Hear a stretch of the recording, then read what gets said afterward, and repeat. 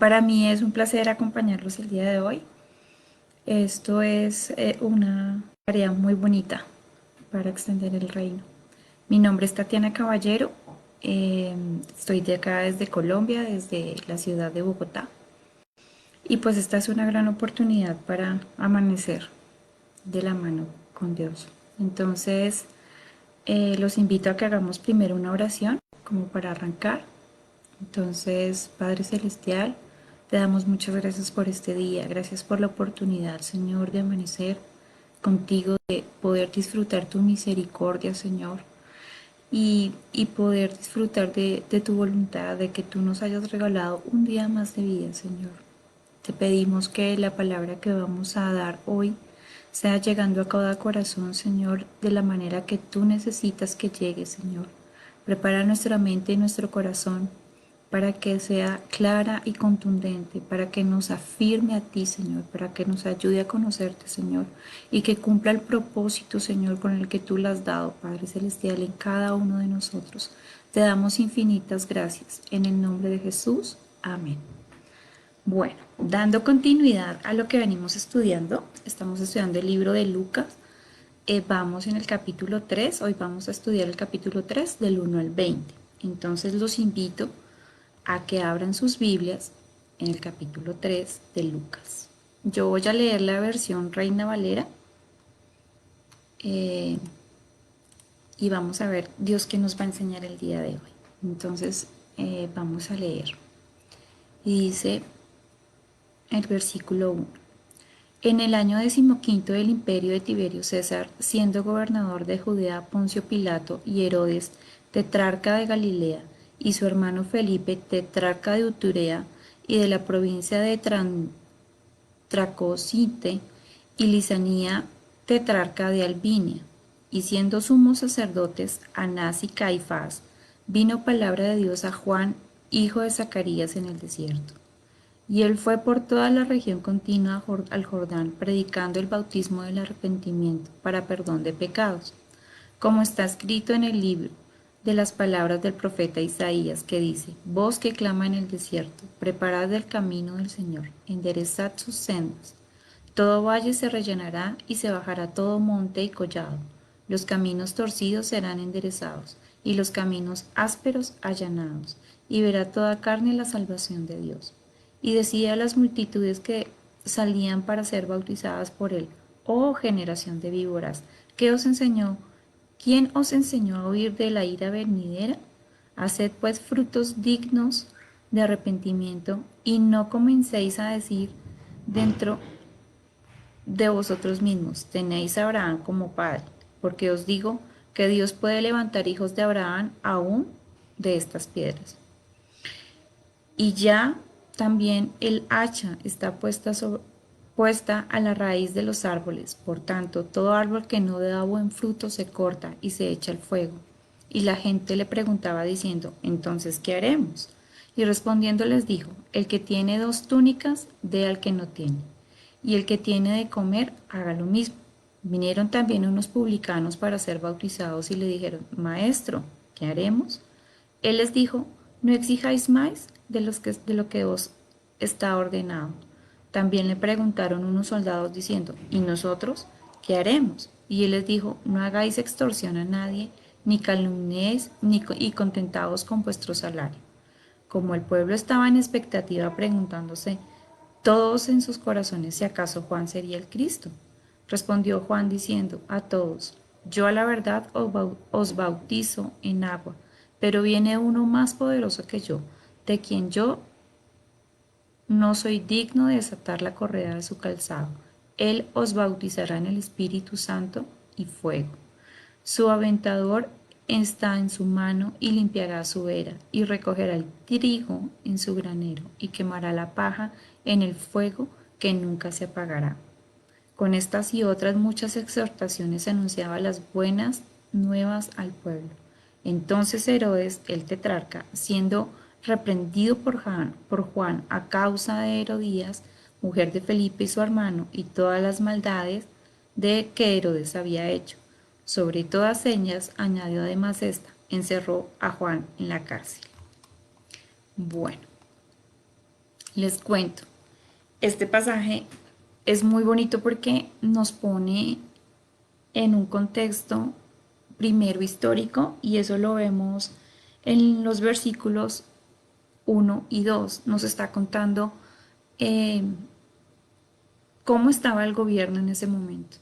Ustedes saben que el pueblo de Israel estaba pues bajo el mandato en ese momento y aquí nos dice que estaba Pilatos, Herodes, Felipe, que eran los gobernantes. ¿Y cuál era la función de ellos? Uno, pues ustedes saben que ellos eran conquistadores y tenían conquistado muchos pueblos, entre ellos el de Israel. Entonces, estos gobernadores eran los que más poder tenían en ese momento y el objetivo que ellos tenían era uno mantener, entre comillas, la paz entre todos los pueblos con el gobierno y la recaudación de los impuestos. Para ellos poder lograr esa paz, al pueblo de Israel, o bueno, con todos los pueblos, nombraron un sacerdote y ese sacerdote era Caifás. Pero para el pueblo de Israel, ustedes saben que todo se mueve por el linaje. Y según el linaje, el sacerdote que correspondía por linaje de Aarón, que es la tribu que estaba designada para llevar la palabra, o la palabra de Dios, o el arca en su momento, eh, era Anás. Entonces por eso habían dos sacerdotes. Eh, y realmente el pueblo de Israel a quien reconocía era Anás, por el linaje, por la costumbre y por lo que se les había enseñado. Y Caifás tenía la función de tener al pueblo acorde a lo que el gobierno necesitaba. El pueblo de Israel, un dato muy curioso, es que el pueblo de Israel llevaba 400 años sin tener la voz de Dios, sin tener un profeta que les guiara. Entonces, eh, tenían una costumbre, tenían costumbres, ellos pasaban la palabra de los padres a los hijos, a los nietos, de generación en generación. Pero ya no había profeta y estaban bajo un gobierno, estaban oprimidos y había como una situación complicada para ellos porque ellos estaban cumpliendo un rito, nada más, pero de parte de Dios había silencio por 400 años, mientras estaba cumpliendo todas las profecías, ¿no? Entonces llega Juan, ¿y quién es Juan?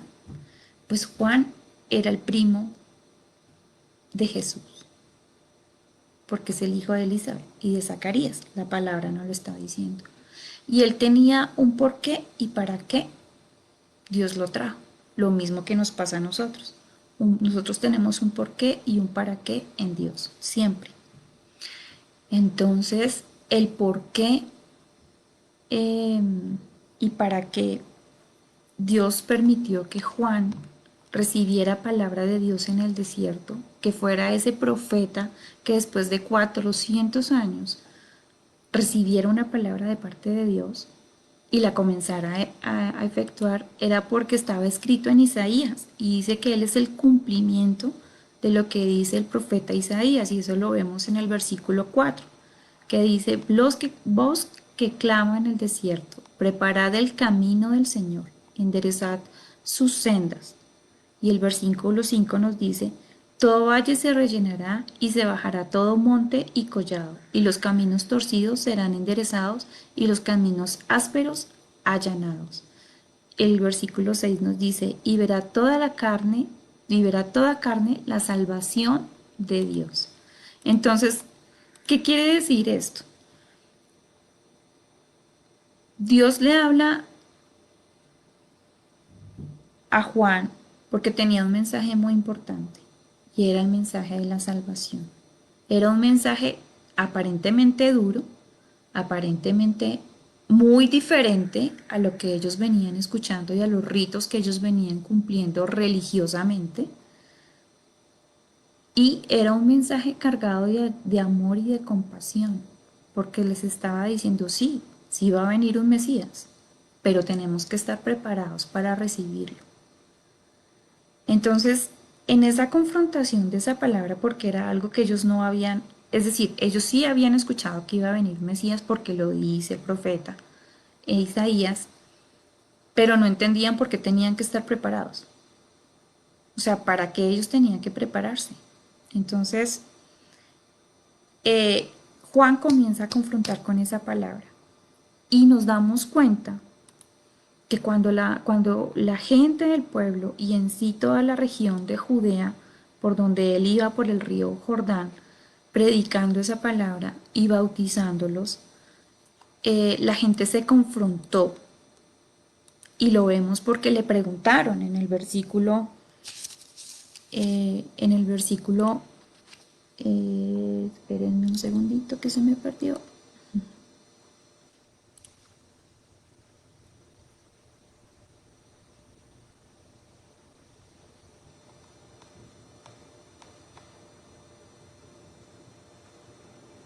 En el versículo 10 y decía, y la gente preguntaba diciendo, entonces, ¿qué haremos? Porque él les decía, no podemos decir que nosotros somos la descendencia de Abraham porque no es suficiente. No podemos decir que estamos cumpliendo el rito porque no es suficiente. Tenemos que preparar nuestra vida para que podamos recibir la palabra, para que podamos recibir a ese que nos va a salvar, a ese que va a dar su vida por nosotros. Ellos no entendían eso en ese momento, porque estaban tan agobiados con tantos pensamientos, con tantos ritos, que no lo entendían. Entonces, ¿qué hizo la palabra cuando llegó a ellos? Pues uno les reprendió y les dijo, ¿cómo ustedes han olvidado de que hay un juicio, de que hay una palabra, de que viene un Salvador, de que viene un Mesías?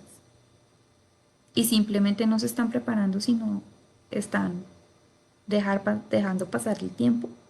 Entonces los confrontó, los reprendió, pero al mismo tiempo los animó y les dijeron como que ellos fueron capaces de reconocer y decir, uy, sí, necesitamos entonces, ¿qué tenemos que hacer?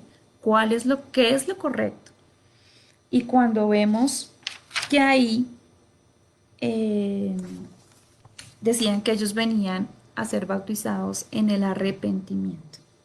O sea que ellos aceptaron la palabra de Juan, tanto que creyeron, como nos está dando un mensaje tan diferente, y Dios le habló, él puede ser el Cristo, porque ellos no sabían, no lo conocían. Pero la humildad que Juan tuvo en decir, no, yo simplemente estoy preparando el camino, yo simplemente soy ese vaso de barro, yo simplemente soy ese instrumento para decirles, prepárense porque Él ya viene y reciban la palabra en arrepentimiento porque necesitamos recibirlo y entender la palabra. Entonces, él por eso fue como odiado por el gobierno.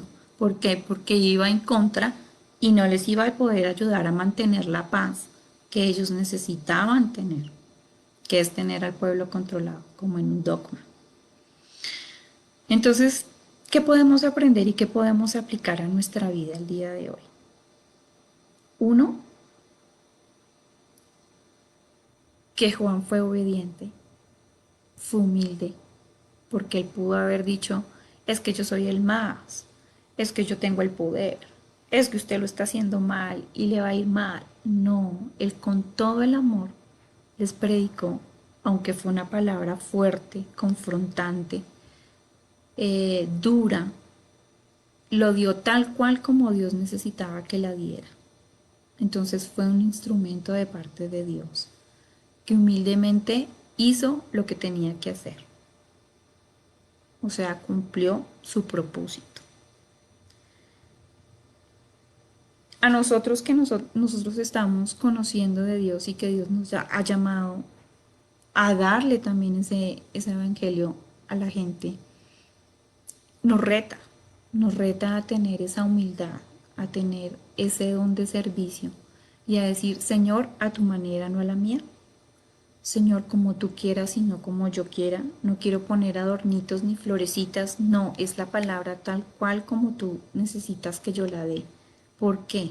porque es la única manera cuando nosotros hablamos de la palabra, conforme sale del corazón de Dios, conforme Dios nos la dejó escrita en la palabra, porque son las palabras de Jesús, es el ministerio de Jesús, es el ministerio de la salvación, lo que nosotros estamos predicando para poder abrir esas cárceles a los que están cautivos, a abrir esos oídos que están sordos.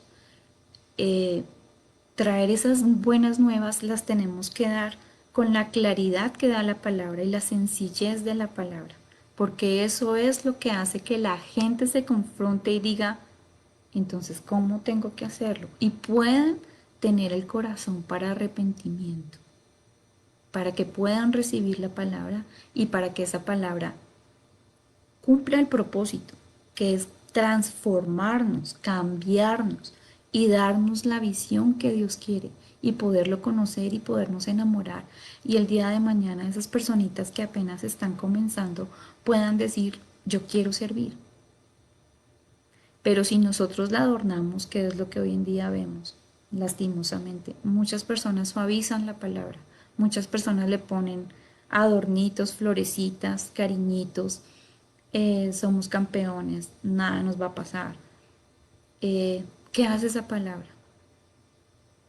Es piedra de tropiezo y no hace que el propósito de Dios se cumpla.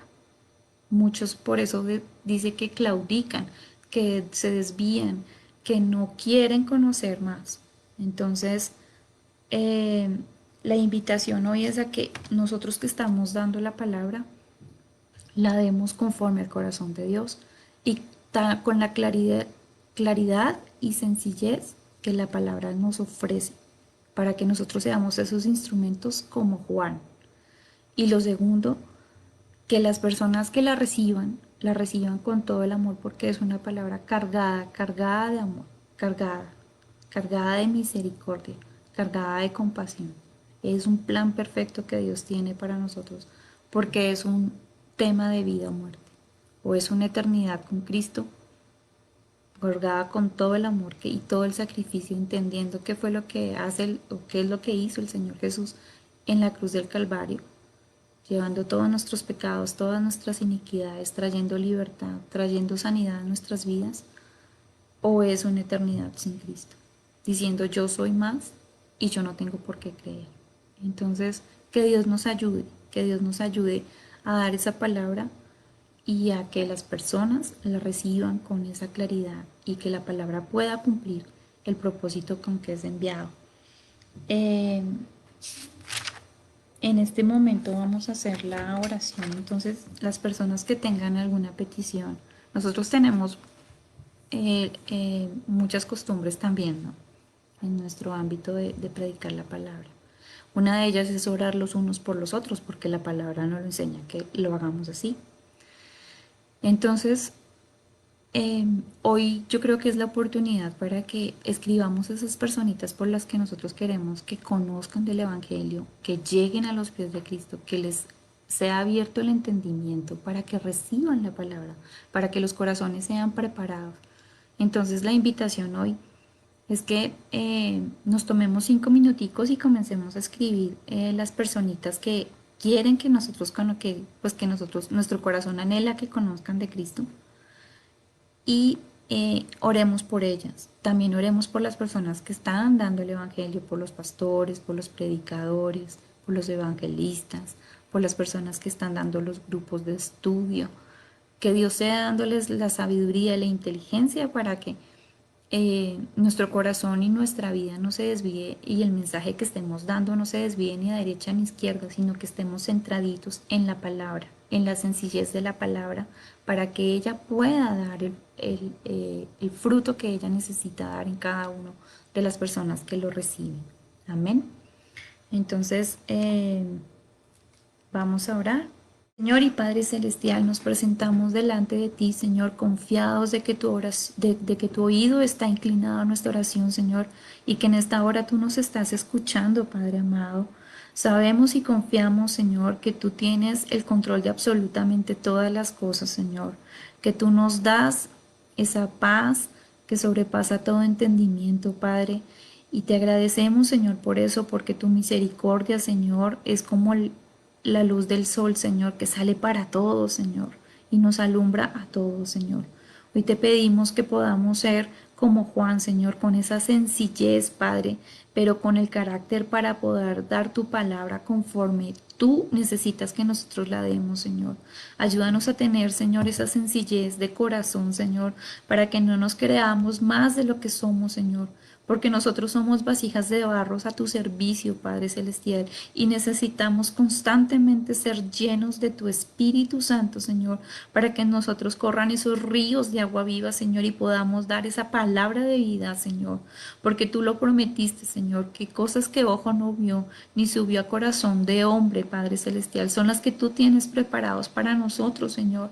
Y esta palabra, Señor, que tú has venido dándonos, Señor, nos da vida, Señor, nos da aliento, Señor, nos rejuvenece como las águilas, Señor, y podemos correr y podemos predicar tu palabra, Padre amado. Te damos infinitas gracias por ello, Señor. Gracias por cada una de las personas que están recibiendo esta palabra, Señor, que tú las estás inquietando para que comiencen a predicarles a otros, Señor, para que comiencen, Señor, a hablar de ti, Señor, de una manera clara, de una manera contundente. Gracias, Señor, por todos los corazones que están recibiendo la palabra, Señor. Haz la obra en cada uno de ellos, Señor. Haz que esa buena semilla comience a dar fruto, Padre, en cada uno de ellos, en el nombre de Jesús y en cada uno de nosotros, que sean edificados, Padre Celestial.